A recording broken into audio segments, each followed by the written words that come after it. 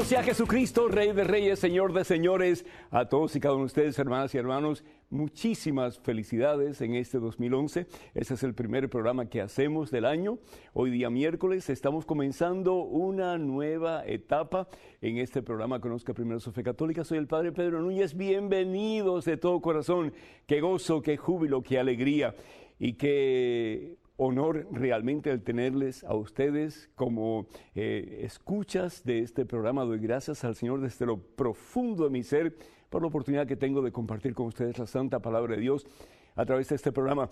Y es mi más sincera oración de que ustedes a través de este programa y los programas que, si Dios nos da licencia, vamos a poder hacer a través de este año, que puedan experimentar, como dice San Pablo en su carta a los Efesios capítulo 3, más y más, la profundidad, la anchura, la magnitud, la longitud, la altura, la plenitud del amor de Dios, que queden cimentados en esa roca firme y poderosa que es Cristo Jesús el Señor, y que con Cristo de ustedes sea la victoria. A pesar de problemas, dificultades, a pesar de momentos difíciles, que con Cristo de ustedes sea la victoria. En este momento, hermanos que me escuchan, hermana, hermano, esta oración es para ti. Y usualmente nosotros pues hacemos oración particular por aquellas personas que nos llaman y por favor continúen llamándonos. Pero en este momento yo quiero orar por todos ustedes. Este es nuestro regalo para ustedes de Año Nuevo y esta oración es para cada uno de ustedes. Dios sabe cuál es tu necesidad, Dios sabe cuál es tu problema, Dios sabe cuál es tu esperanza, Dios sabe cuál es tu anhelo, Dios sabe cuál es tu más profundo deseo. En este momento, hermano que me escuchas, hermana que me escuchas, vamos a orar. Yo te doy gracias, Padre, yo te glorifico, yo te exalto, yo te bendigo, yo te alabo. Yo te doy gracias, oh Dios, por este comienzo de año. Yo te doy gracias, Señor, porque tú eres nuestra esperanza y contigo, Señor, los problemas cesan, las dificultades son sobrepasadas, los obstáculos son vencidos, Señor. Gracias, Padre, gracias, mi Dios, mi Rey, mi Señor, mi amo, mi Dios, por este hijo tuyo que está viendo este programa. Gracias, oh Dios, por esta hija tuya que en estos momentos se rinde ante tu presencia, reconociendo que sola nada puede, reconociendo que solo este hijo tuyo nada puede, Señor. Pero si estamos en ti, lo podemos todo y todo lo hemos de alcanzar. Bendice, Señor, en este momento a cada uno de tus hijos, oh Dios, bendícelos copiosamente, abundantemente, Señor. El que se sienta triste, dale gozo, Señor. El que se sienta enfermo, sánalo, Señor. El que se sienta, Señor, sin esperanza, revive su fe para que pueda experimentar presencia tuya, Señor. El que se siente atado por un vicio, el que se siente atado por un pecado, Señor, en este momento, ya que para ti no hay distancia, no hay tiempo, no hay espacio, libéralo, Señor, que las cadenas vengan al suelo, Señor.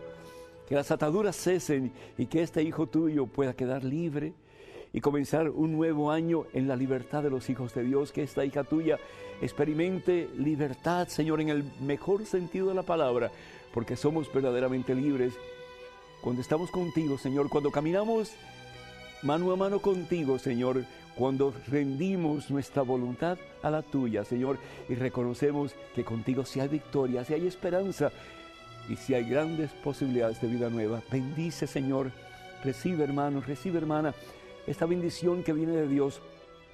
Recibe el poder del amor de Dios que entra en tu corazón, que limpia, que restaura, que transforma y sí, que hace todas las cosas nuevas. A ti, Padre Santo, en Cristo Jesús, honor y gloria por los siglos de los siglos. Amén, Señor. Amén. Bendito sea Dios. Hermanas y hermanos, qué alegría poder estar con ustedes.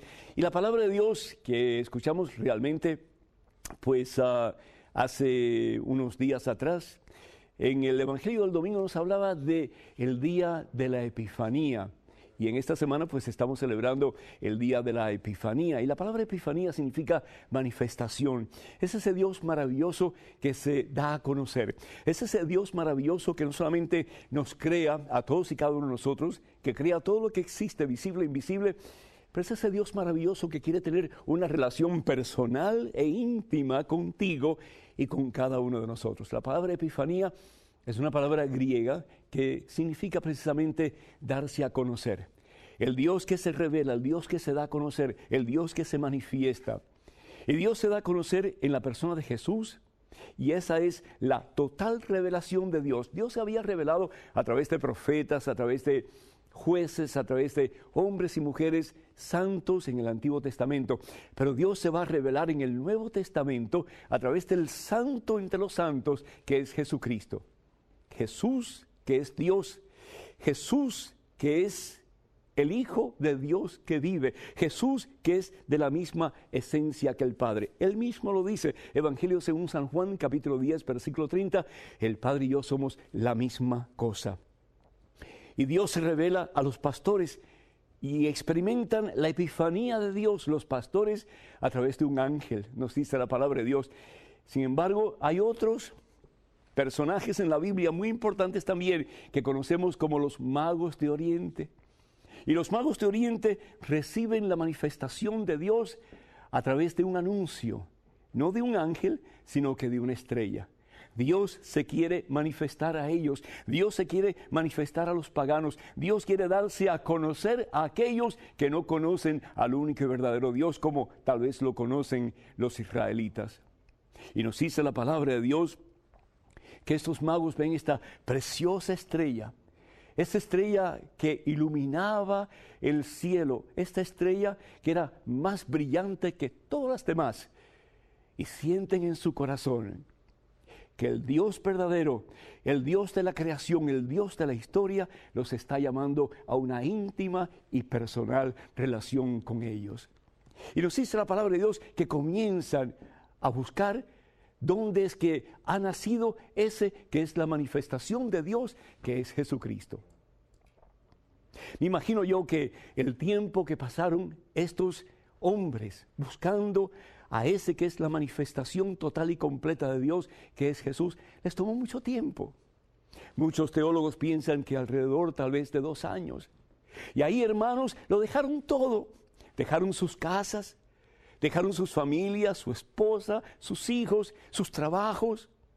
Lo dejaron todo. Qué hermosa experiencia y qué hermosa lección nos están dando estos hombres que eran paganos, que no conocían al verdadero, al único Dios, al Dios de la vida, al Dios de la victoria. Y lo dejan todo. Su disponibilidad, hermano. Si nosotros como cristianos tuviéramos esa disponibilidad delante de Dios, Dios podría hacer cosas maravillosas en nosotros. Ellos se disponen, se entregan, se rinden, se donan a Dios. ¿Para qué? Para que Dios haga con ellos lo que Dios quiera. Ellos quieren conocer a Dios, ellos quieren acercarse a Dios, ellos quieren tener una experiencia personal de ese Dios maravilloso que ha creado todo lo que existe y que todo lo que ha creado lo ha creado por amor. Y perseveran, hermanos. No solamente están disponibles para seguir esta estrella que muchos pensarían, están locos. ¿Qué hacen estos hombres siguiendo una estrella?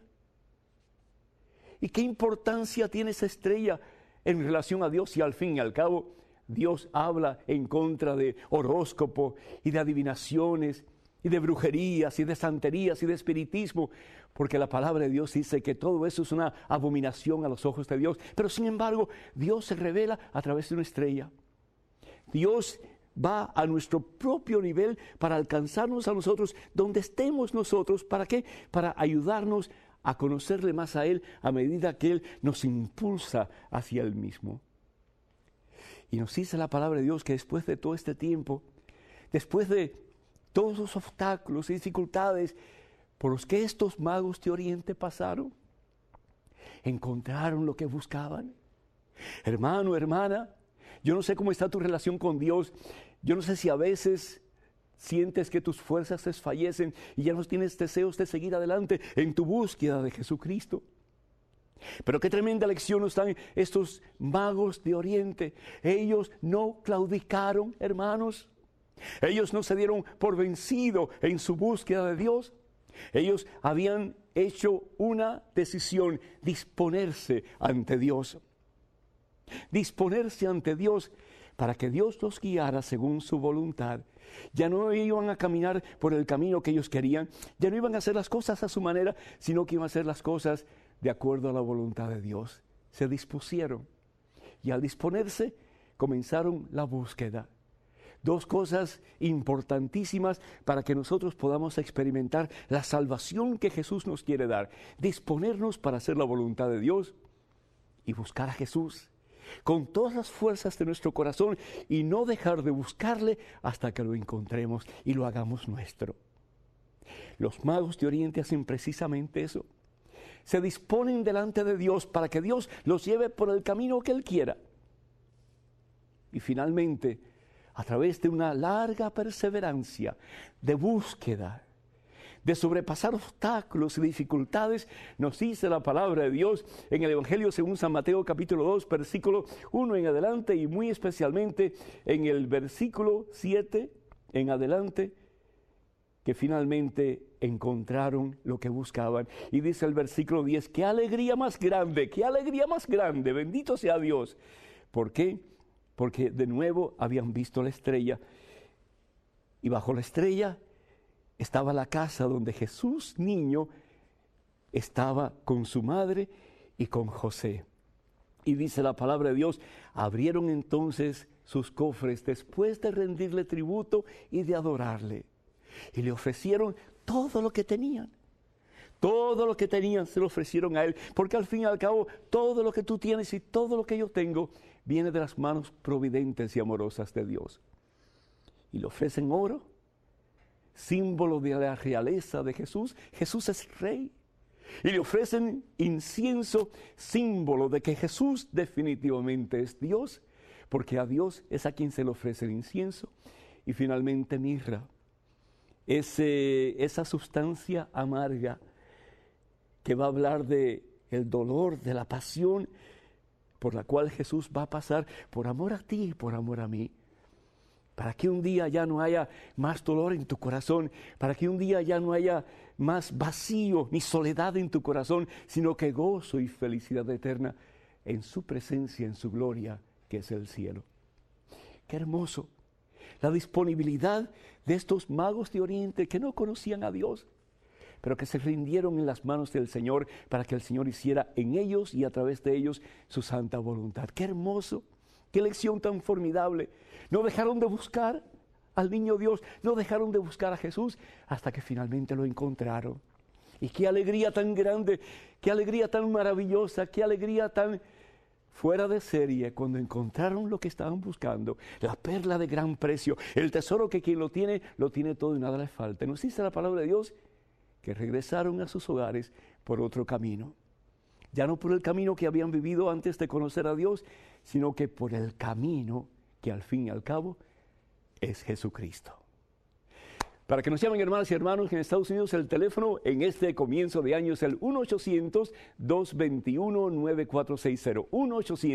1-800-221-9460. Llamadas internacionales, por favor, marquen el número 1-205-271-2980.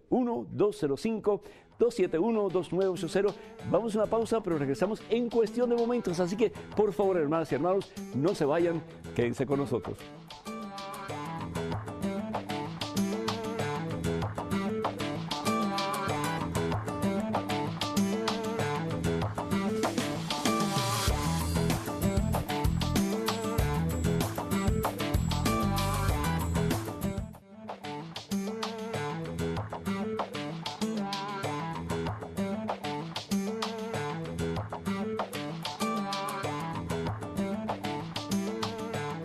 Y alabado sea el Rey de Reyes, Señor de Señores, en este comienzo de año.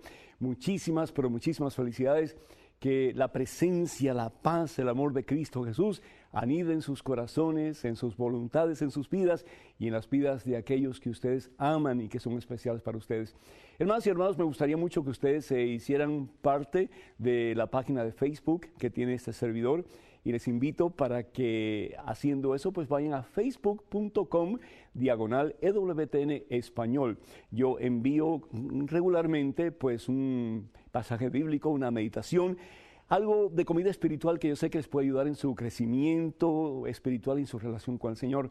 Y también pues si quieren ver programas como este y también comunicarle a sus amigos, sus seres queridos acerca de esos programas Conozca Primero su Fe Católica, pueden ir a youtube.com/EWTN Español. En estos momentos tenemos una pregunta vía correo electrónico. Adelante, por favor.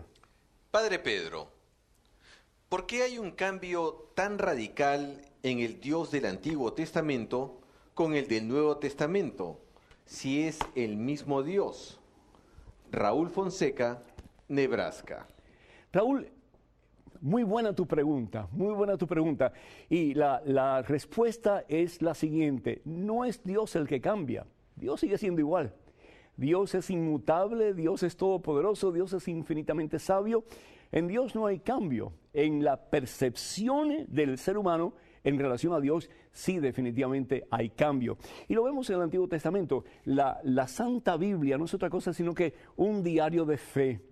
Cómo el pueblo de Dios, cómo el ser humano poquito a poco va conociendo ese Dios personal, ese Dios maravillosamente presente en todo momento, ese Dios que se quiere comunicar con nosotros porque nos ama apasionadamente. Entonces es la percepción del ser humano lo que comienza a cambiar. En el Antiguo Testamento, por ejemplo, vemos a un Dios que con gran facilidad es juez, es duro, es implacable, es iracundo.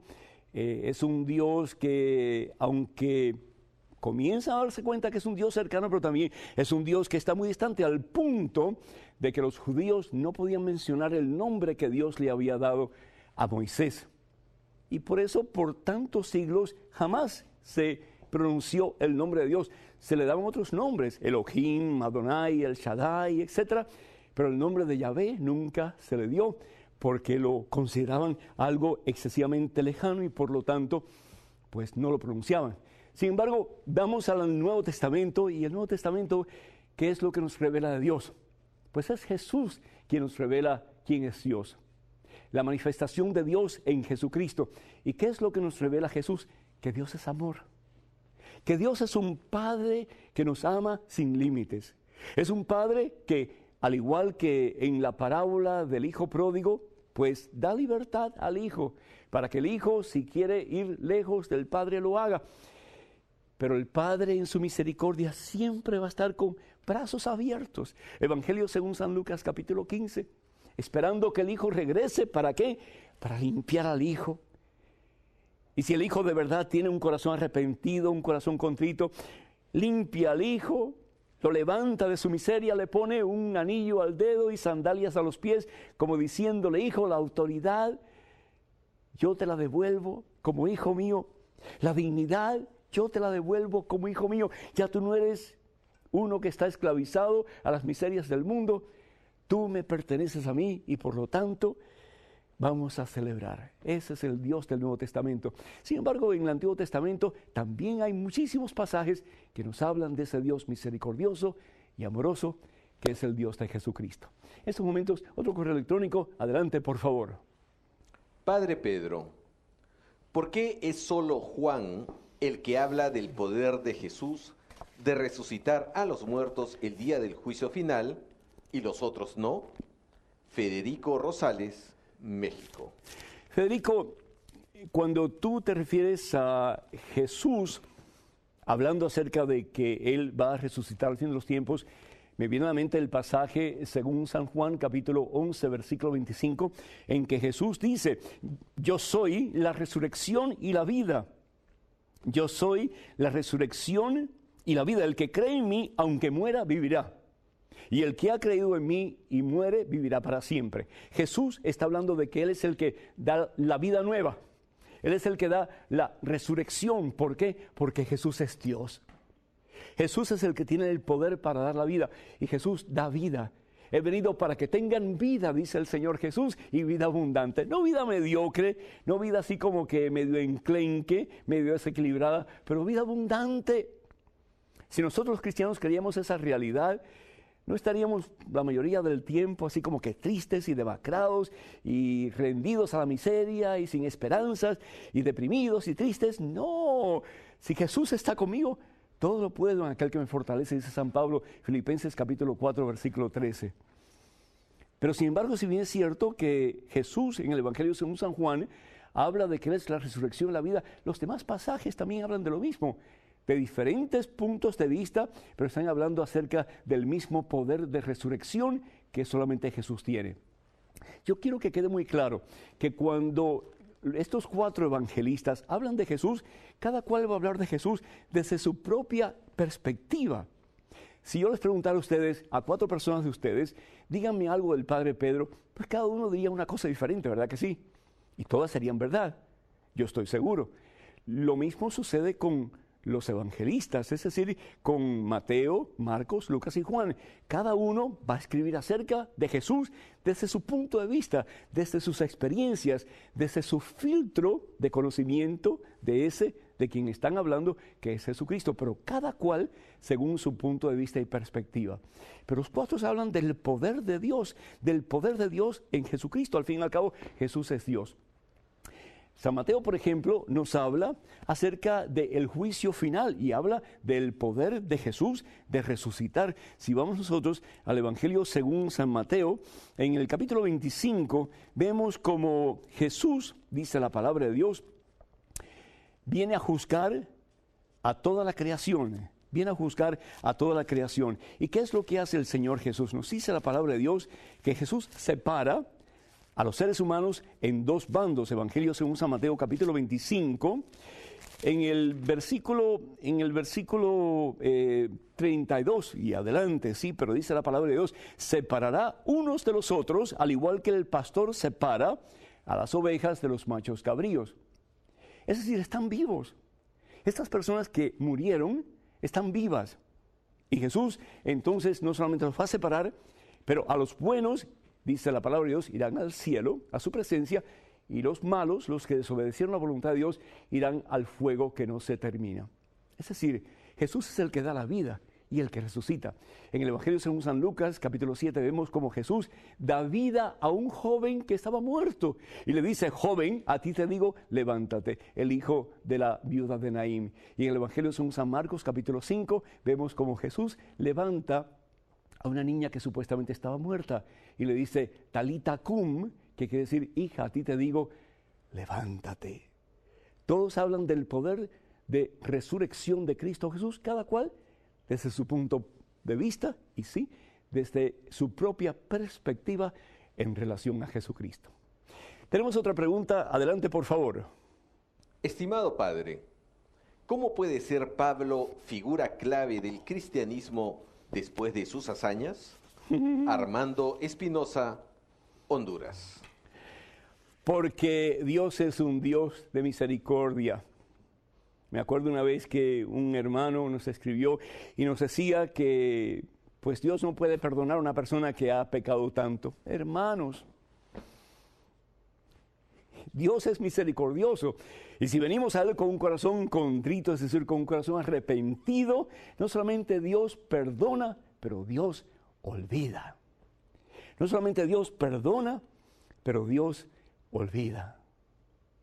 De nuevo, la clásica parábola del hijo pródigo, que no solamente lo levanta a su hijo y lo limpia y lo libera de toda la basura que había acumulado en el transcurso de su ausencia de la casa paterna, y le devuelve la dignidad de hijo. Le devuelve la dignidad de hijo. Y Jesús dice, si ustedes que son malos saben cuántas cosas buenas darle a sus hijos, ¿qué tú no harías por un hijo tuyo, hermano que me escuchas? ¿Qué tú no harías por una hija tuya, hermano, hermana que me escuchas? Si muchos de ustedes, papás, ya lo han dado todo, pues Jesús dice, si ustedes que son malos saben cuántas cosas buenas darle a sus hijos, ¿cuánto más mi Padre Dios les dará Espíritu Santo? Es decir, amor puro de Dios. ¿Por qué? Porque somos de Él, somos de Él. Hemos sido comprados a un gran precio y a Él le pertenecemos. Pablo, como dicen vulgarmente, pues metió la delicada pata. Perdonen ustedes que hable así, pero es cierto, sí. Él pensaba que él estaba cerca de Dios, él pensaba que él estaba haciendo la voluntad de Dios, él pensaba que lo que él estaba haciendo era bueno y sin embargo estaba destruyendo la iglesia de Jesucristo. Tanto así que en el libro de Hechos de los Apóstoles, en el capítulo 9, en el versículo, pues 1 en adelante, nos habla del relato de que Pablo va a seguir persiguiendo la iglesia. ¿Y cuántos hoy día no persiguen la iglesia, verdad? Y no solamente con acciones, pero con palabras también, para tratar de lastimar la iglesia, para tratar de hacer quedar mal a la iglesia, para tratar de darle una mala reputación a la iglesia de Jesucristo. Y sin embargo, eso también está haciendo San Pablo, desafortunadamente tal vez no tanto con palabras, pero con hechos. Y en ese camino a Damasco, escucha la voz del cielo que le dice: Saulo, Saulo, ¿por qué me persigues? Capítulo 9 de los Hechos de los Apóstoles, versículo 3. Saulo, Saulo, ¿por qué me persigues? Y Saulo pregunta: ¿y quién eres tú, Señor, a quien yo persigo? Saulo estaba persiguiendo la iglesia de Jesucristo, sí, la iglesia católica. ¿Y qué es lo que le dice Jesús? ¿Me persigues a mí? Yo soy Jesús, a quien tú persigues. Cuando hablamos mal de la iglesia católica, cuando lastimamos la reputación de la iglesia católica, cuando tratamos de nosotros quedar bien y que la iglesia católica pues se le eche toda la tierra posible encima, pues estamos haciendo lo mismo de Saulo. Estamos destruyendo supuestamente, aunque esa iglesia no se puede destruir porque el Señor Jesús lo ha prometido, que los poderes del infierno jamás la podrán vencer, pero estamos tratando de hacer lo mismo de Saulo, de destruir la iglesia de Jesucristo. Pero ¿sabe una cosa? Nunca es tarde si la dicha es buena. Saulo se arrepiente, se cae al suelo, es decir, su vanidad, su orgullo, su soberbia se viene abajo y se da cuenta de lo que está haciendo y comienza una vida nueva. Eso se llama conversión. ¿Y qué es lo que hace Saulo? Comienza a ponerse en oración fuertemente y comienza a buscar ayuda de aquellos santos en la iglesia de Jesús que lo podían ayudar. Y Saulo de Tarso se convierte en el gran San Pablo, uno de los grandes pilares de la iglesia y uno de los grandes santos de todos los tiempos, para gloria a Dios. Bendito sea Dios. En estos momentos, hermanas y hermanos, tenemos una llamada de Luisa. Luisa, ¿me escucha? Luisa, ¿me escucha? No sé si Luisa se quedó dormida. Luisa, ¿me escucha? Luisa, ¿está por ahí? No sé, no escucho a Luisa. Bueno, está, Luisa, no nos podemos comunicar con ella. Está Osvaldo en la línea. Osvaldo, ¿me escuchas? Sí, claro. Aleluya. Osvaldo, feliz año. Dios te bendice. Amén. Igualmente, padre. Mira, para hacer la... No oigo. No, ok. Es para hacerle la preguntita. ¿En qué parte de la Biblia dice que un matrimonio tiene que ser cristiano? Muchísimas gracias, Osvaldo, muchísimas gracias. Primero que todo, un matrimonio tiene que ser bendecido por Dios. Al fin y al cabo, Dios es el que establece el matrimonio. Si vamos al libro de Génesis, capítulo 1, versículo 28, dice la palabra de Dios que después de haberlos creado hombre y mujer, macho y hembra, dice el versículo 28, Dios los bendijo. Dios los bendijo. Un matrimonio que no esté bendecido por Dios, al fin y al cabo, hermanos, no es un matrimonio. No es un matrimonio. Puede ser un matrimonio legal, es decir, ante la sociedad, pero no es un matrimonio según la voluntad de Dios. Si Dios nos bendice, entonces, ¿qué podemos esperar de ese matrimonio? Sí, yo sé, hay matrimonios que no tienen la bendición de Dios, no han ido ante el altar de Dios para recibir la bendición de Dios, y perduran. Pero qué hermoso el que yo pueda decir, mi pareja y yo vamos a hacer la voluntad de Dios, nos disponemos para hacer la voluntad de Dios y para buscarle cada día más, con más fuerza, con más poder, y no solamente para nuestro propio bien, pero para nuestros hijos también. Si vamos a las bodas de Caná, en el Evangelio según San Juan, capítulo 2, ¿qué es lo que hizo esta pareja? Sino invitar a Jesucristo para que fuera parte del matrimonio, parte de la celebración del amor que existía entre estas dos personas. Y nos dice la palabra de Dios que llegó un momento en que el matrimonio ya no tenía vino. Ustedes saben muy bien ese pasaje de la Santa Biblia. Ya no tenía vino.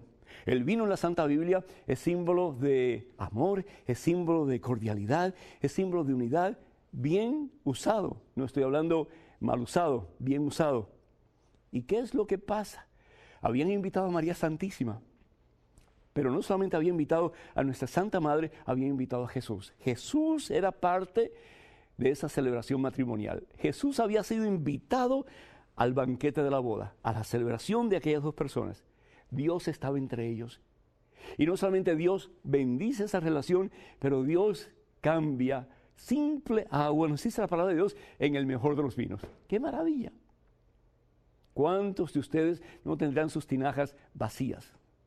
¿Cuántos de ustedes no se habrán casado con la esperanza de ser felices y hoy día están tristes y vacíos y se sienten solos por dentro? ¿Por qué? Porque esas tinajas, esos corazones están vacíos. Y algunos hasta están agrietados porque ya no tienen vino. No hay amor. Se acabó el amor, se acabó el respeto, se acabó la cordialidad, se acabó las ilusiones, se acabaron las esperanzas. Se acabó la vida de relación entre dos personas. ¿Qué hace Jesús con su presencia?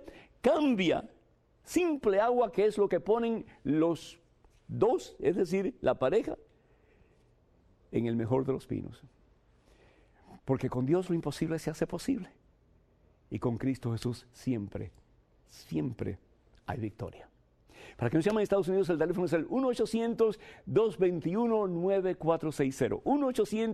1-800-221-9460. Y el teléfono internacional, y por favor llámenos, estamos esperando sus llamadas, 1-205-271-2980. ¡Feliz Año Nuevo! 1-205-271-2980. Vamos a una pausa, pero regresamos en cuestión de momentos, hermanas y hermanos. No se vayan, porque todavía queda mucho más. Por favor, quédense con nosotros.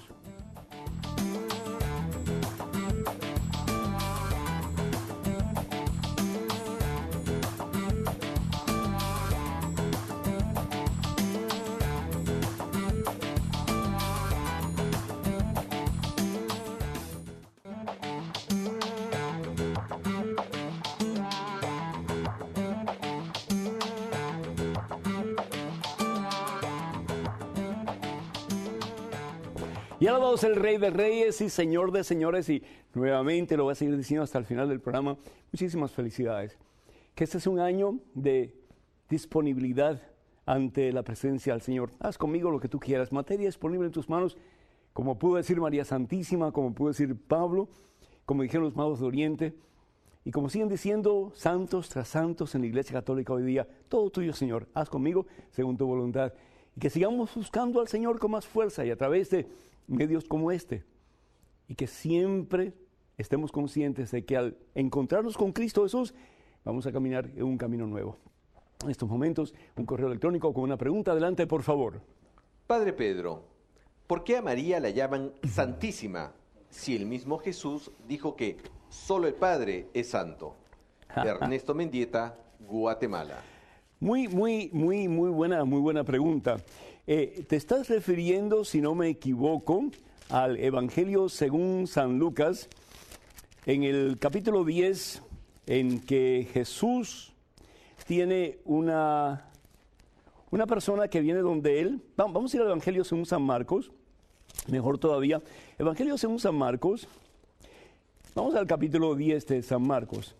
Nos dice la palabra de Dios que un hombre se le acerca a Jesús y nos imaginamos que era un hombre que tenía bastantes recursos materiales, es decir, era un hombre de dinero. Y le dice a Jesús, ¿por qué me llamas bueno? Le dice Jesús a esta persona, porque este hombre le hace una pregunta clave, importantísima, y es una pregunta que nos debemos hacer todos nosotros. Maestro bueno, dice él, ¿qué debo de hacer para conseguir la vida eterna? Es decir, ¿qué debo de hacer para salvarme? Esa tiene que ser una pregunta que nos tenemos que hacer por lo menos una vez en la vida. ¿Qué debo de hacer? ¿Cómo salvarme? ¿Estás tú salvo? Esa es una pregunta que muchas personas hacen. ¿Y cómo yo sé que estoy en el camino que me lleva a la salvación? Pues el único camino que nos lleva a la salvación es Jesucristo. Pero sin embargo, fíjense qué interesante. Cuando este hombre de dinero le pregunta a Jesús, Maestro bueno, ¿qué debo de hacer para conseguir la vida eterna? ¿Qué debo hacer para salvarme? ¿Qué es lo que hace Jesús? Jesús va a exagerar. Y Jesús toma lo que le ha dicho este hombre para llevarlo a Dios. Jesús, como humano, toma lo que ha dicho este hombre para llevarlo a Dios. ¿Qué le dice este hombre? Maestro bueno. ¿Y qué es lo que Jesús le dice? ¿Y quién es bueno sino Dios? ¿Se fijan? Y Jesús era un hombre santo. Jesús, en su naturaleza humana, era un hombre santo, porque la vida de Jesús fue hacer la voluntad de su Padre Dios. María Santísima fue una mujer santa, porque María Santísima no hizo otra cosa sino que hacer la voluntad de Dios. Aquí está la esclava del Señor, que se haga en mí según lo que has dicho. Aquí está la esclava. ¿Cuántos de nosotros realmente podemos decir, yo soy esclavo de Cristo Jesús, yo soy esclavo de Dios, yo soy esclava de Dios? Solamente aquel que en todo momento hace la voluntad de Dios. María Santísima pudo hacer la voluntad de Dios, por eso la palabra de Dios nos dice que María era la llena de gracia. Pero lo que Jesús quería que quedara claro es que el único bueno, el bien absoluto, el bueno por encima de todo, es Dios. Y lo que Jesús quería era que este hombre pusiera su vista, su confianza, su corazón, su voluntad y su vida toda en las manos de Dios, como Él quiere para ti y para mí también. En este momento es un correo electrónico, adelante, por favor. Padre Pedro, quisiera tener respuesta a la pregunta que me hacen los que dicen ser ateos cuando argumentan que si Dios es el creador de todo, ¿cómo fue creado Él o de dónde vino?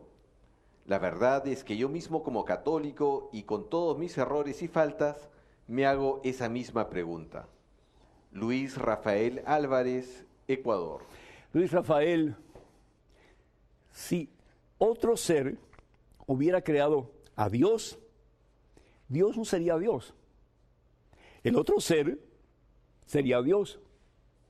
Porque el que crea es el que tiene más potestad que el que es creado. El que crea tiene más autoridad que el que es creado.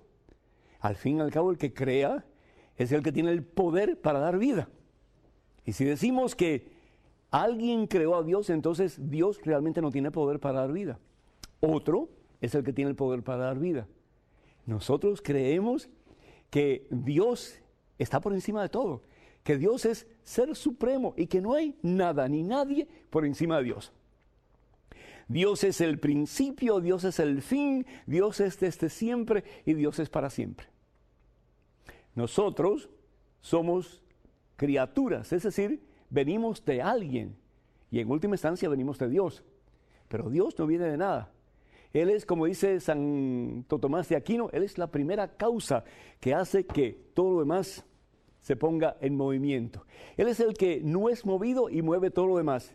Él es la primera causa que causa a todo lo demás. Es a través de Él que todo es creado, nos dice la palabra de Dios en el libro de Génesis. Todo, lo visible y lo invisible, como recitamos en el credo cada domingo. Así que por encima de Dios no hay nadie. Él es supremo y Él es el ser que es desde siempre y será para siempre. Y un día lo vamos a conocer y qué hermoso que vamos a experimentar su gloria y su amor para toda la eternidad. Correo electrónico, adelante, por favor, con otra pregunta. Hola, Padre Pedro. Tengo una pregunta urgentísima que hacerle porque me está cambiando la visión de Jesús y su familia. Me han contado que existe la tumba perdida de Jesús llamada Tumba de Talpiot. ¿Qué hay de verdad al respecto? Por favor, respóndame. Sandra, Chile. Sandra, esto no es nada nuevo. Este hallazgo arqueológico tomó lugar en 1980. ¿Y qué fue lo que descubrieron en Talpiot? Que por cierto, pues está lejos de Jerusalén y por consecuencia del lugar donde Jesús fue enterrado. Así que quiere decir que esa no es la tumba de Jesús, para comenzar. Pero en Talpiot encontraron 9 osarios o 9 cajitas con huesos y las cajitas tenían diferentes nombres. Entre ellos estaba una cajita que decía José y otra cajita que decía María y otra cajita que decía Judas hermano de Jesús, y otra cajita que decía Jesús. Los oportunistas, si hubo más de uno, inmediatamente, pues ahí está la tumba de Jesús. Y por lo tanto, Jesús, pues se encuentra ahí y ahí están sus huesos y pues ahí vamos a sacar dinero a través de películas y a través de promociones y todo el mundo ve las cajitas y vamos a hacer mucha plata. De nuevo, los oportunistas para sacar dinero, para ponerse ellos en primera plana, para ser ellos más famosos y para que ellos pues puedan ser reconocidos como los más importantes. ¿Será cierto que esa es la tumba de Jesús? Por supuesto que no. Fíjense que para el ortodoxo judío, cuando se descubren huesos a través de hallazgos arqueológicos, pues se deben de enterrar de nuevo. En el caso de estos huesos, inmediatamente se enterraron. ¿Por qué? Porque no tenían ningún significado arqueológico y mucho menos bíblico. ¿Por qué? Primero que todo, porque Jesús no fue enterrado allá, sino que fue enterrado a las afueras de Jerusalén. Segundo, la tumba en que se hallaron estos 9 osarios o cajitas era una tumba de una familia de mucho dinero. Y José y María definitivamente no tenían dinero. La tumba estaba cavada en una roca y José y María no tenían dinero para hacer eso.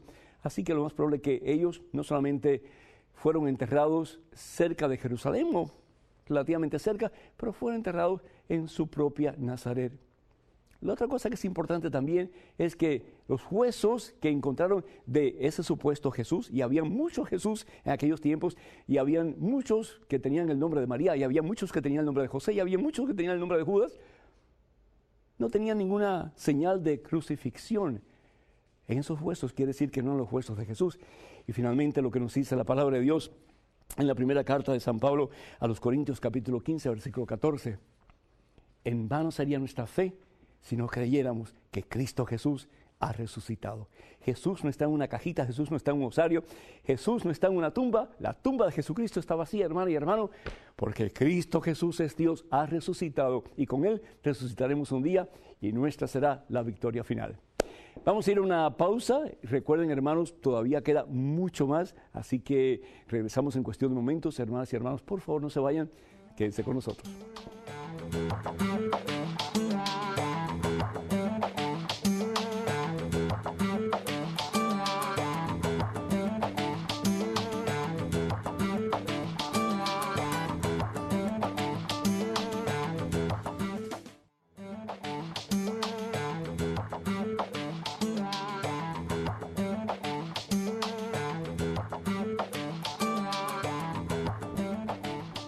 Gloria, honra y honor a ese que merece todo, que es el Señor. Muchísimas felicidades en este comienzo de año, hermanas y hermanos. Que el Señor bendiga sus vidas y las vidas de sus seres queridos. Tenemos una llamada desde Chile. Diego está en línea. Diego, ¿me escuchas? Sí, padre. Bienvenido, Diego. Feliz año. Feliz año, padre, para usted. Un placer poder conversar y saludarlo desde el fin del mundo. Nosotros vemos habitualmente el canal de la Madre Angélica. Qué bueno. Y mi madre es una mujer muy consagrada al Señor. Sé que es muy poco tiempo en televisión. Quería solamente comentarle esto, que en Chile hay muchos seguidores de su canal y que está en todas las redes de TV Cable, porque los católicos hemos exigido que esté presente EWTN. Gracias, y gracias. No solamente las iglesias, las otras iglesias. Gracias, Diego, te agradecemos pero enormemente y muchísimas felicidades y enhorabuena a todos los hermanos chilenos. Adelante con tu pregunta, por favor. Padre Pedro, lo siguiente, con toda la tecnología y avances que hay, es muy posible que el hombre, el ser humano, llegue a descubrir vida extraterrestre. Posiblemente no en nuestro sistema planetario, quizás en otra galaxia, ¿no? Así es. Esos seres también son hijos de Dios, Padre, del único Dios. Muy buena la pregunta. Al fin y al cabo, toda la creación es hecha por un solo creador y ese es Dios. Y toda la creación le pertenece a Él. De nuevo, como recitamos regularmente, pues todos los domingos en la Santa Misa, que Dios es el creador de todo lo visible y lo invisible. Si hay vida en otro planeta, si hay vida en otro sistema de astros, si hay vida en otra galaxia, pues esa vida es creada por el mismo Dios. Y no solamente es creada por el mismo Dios, si tienen ellos conocimiento de causa, pues ellos tienen también libertad, y si tienen libertad pueden escoger entre el bien y el mal, como dice la Santa Biblia en Deuteronomio capítulo 30, versículo 19. Delante de ti presento dos caminos, el bien y el mal, la vida y la muerte. Y si tienen conocimiento de causa y pueden decidir entre el bien y el mal, pues necesitan también un Salvador. Imagínense ustedes. Quiere decir que necesitan de Jesucristo. ¿Por qué? Porque al fin y al cabo Jesús es el único camino que nos lleva al Padre. Evangelio según San Juan, capítulo 14, versículo 6. Yo soy el camino, yo soy la verdad, yo soy la vida. Nadie va al Padre sino a través de mí, dice el Señor. Quiere decir que si existen pues seres con vida en otros planetas y si tienen pues la opción de decidir y de tomar pues decisiones que tienen que ver con la moral, pues ellos también necesitan de un Salvador si es que han cometido pecado y se han apartado de la gracia de Dios, como bien dice San Pablo.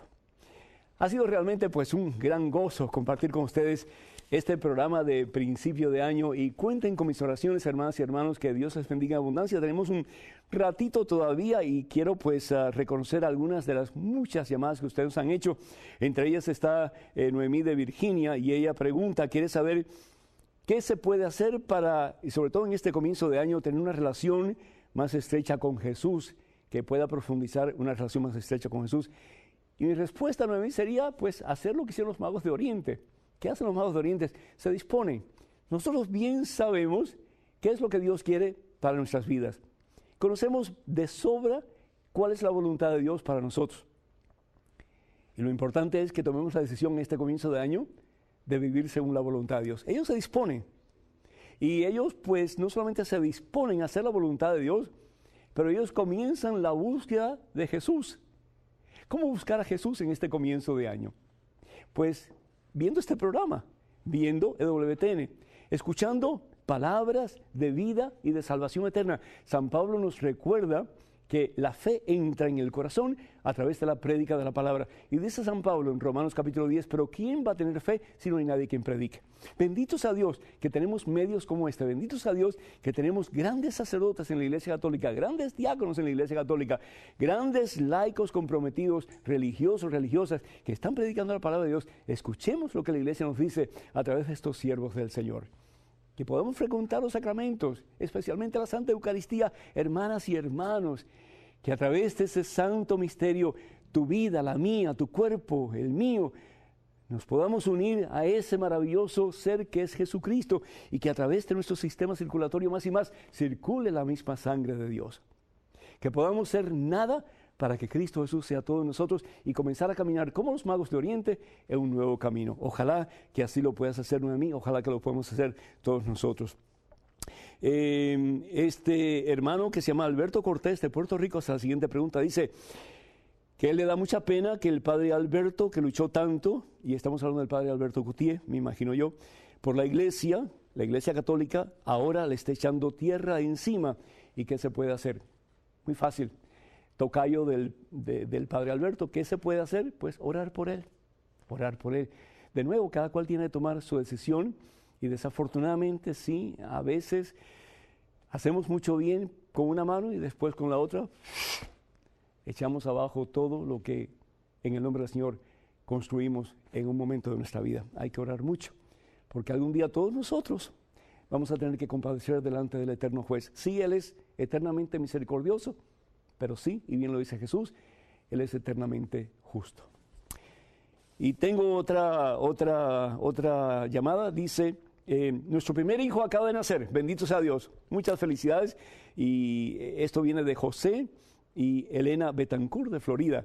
Nuestro primer hijo acaba de nacer, ¿cómo ayudarle a ser un hombre de Dios? Pues a través del ejemplo de ustedes, a través de la disponibilidad ante Dios de ustedes, a través de la búsqueda de Jesús, que ellos van a ver en ustedes. Acuérdense que los hijos son la totalidad de los padres más uno.